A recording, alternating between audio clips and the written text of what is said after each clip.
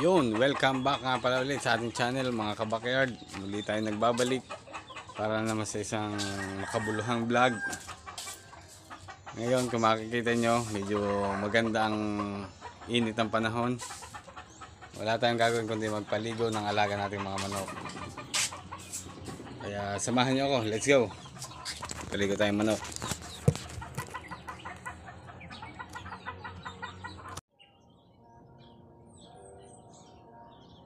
Saan na?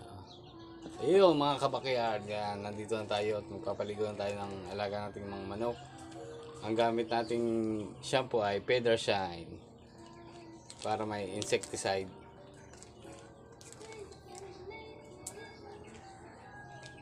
Yan, ilalagay natin po ang Feather Shine. Pagkatapos ilagay, imekos-mekos.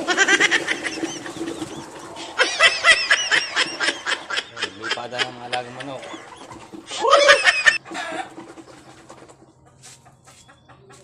Natapot na sila. May paliguan na.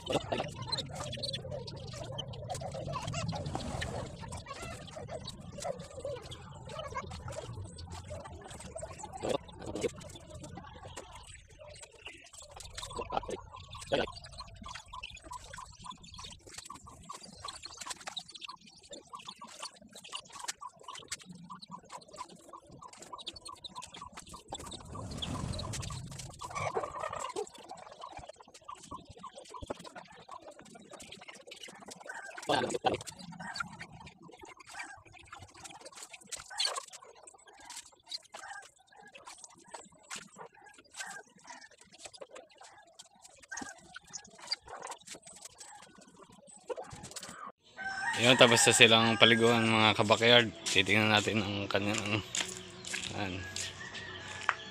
yan, kung mapapansin dyan mga kabakyard, pinire-range ko lang aking mga alaga sisiw para makapunta sila sa initan, o kaya naman kung sobrang init na makapunta sila sa sa kandong.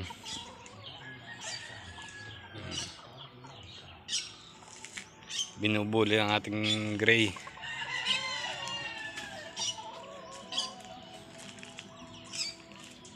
Kruk, kruk, kruk.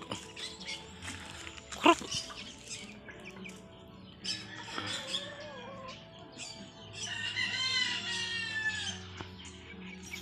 Kunin natin itong isa.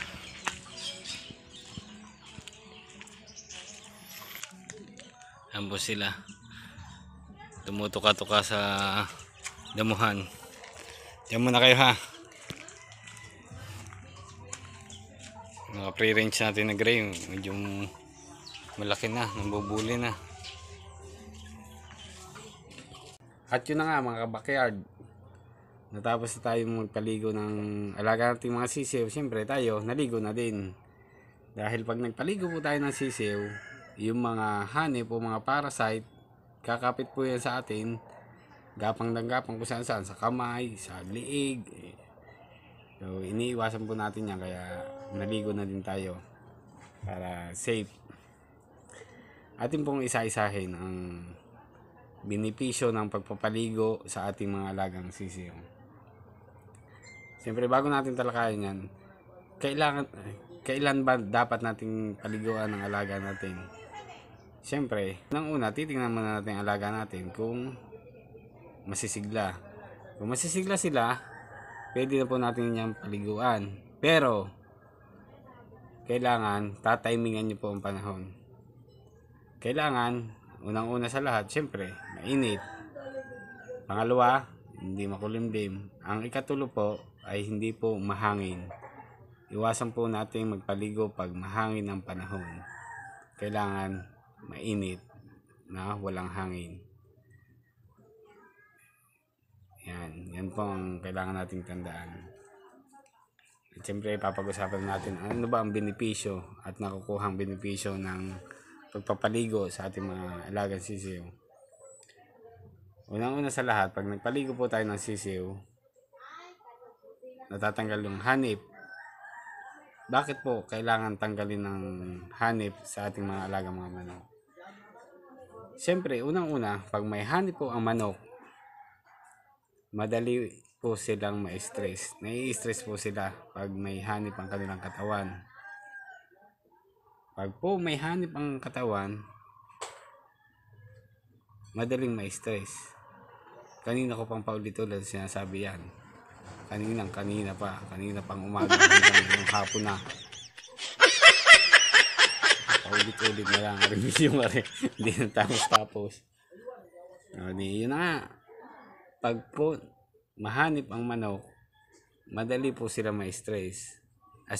At pag na-stress po sila, pag na-stress ang manok, nababa po ang immune system. Pag po bumaba ang immune system ng manok, madali pong kapitan sakit. Kaya kailangan po wala pong hanip ang ating alagang sisiw. Para malaking bagay po sa alaga nating mga manok ang hindi po magkasakit. Simula pagkasisiw hanggang sa pagtanda, hanggang sa araw ng laban. Nakakalamang na po tayo sa laban basta hindi po nagkasakit ang ating alagang mga sisiw. Dahil pag po nagkasakit ang ating alagang sisiw, kahit isang beses sipunin na ginamit nyo, medyo na di-delay po ang kanyang ang tawag dito. Nadidelay po ang pag-develop ng kanyang katawan. Kumbaga nahuhuli, yung iba nababansot, yung iba tuluyang nawawala, na mamatay. Yun po ang ating iniiwasan. Siyempre pag nabansot na, nakikita natin sa mga manok, lubog na yung mata, lubog na dito sa may pisngi, hindi na po magandang ilaban. Kumbaga medyo alanganin ng manok natin sa labanan pag dumaan sa pagkasakit. Hindi po katulad ng simula sisiw hanggang sa pagka-istag, hanggang sa tumanda, hanggang sa ilaban na hindi nakadaan ng sakit, ay doon pa lang po ay nakakalamang nata sa panalo. Yun, sana po ay may naintindihan po kayo sa aking kaunting pinagsasabing paulit-ulit na. Pag hindi nyo pa naintindihan ay hindi ko na alam ho sa inyo. Kaya salamat ho sa inyong panonood. At kung kayo nandiyan pa hanggang ngayon, ay hinihingi ko po na pindutin ang notification bell at pakishare na din po ng video. At salamat mga kabakiyard. At tayo po ay maghiwa-hiwalay muna. Ayun. Happy breeding sa inyong lahat.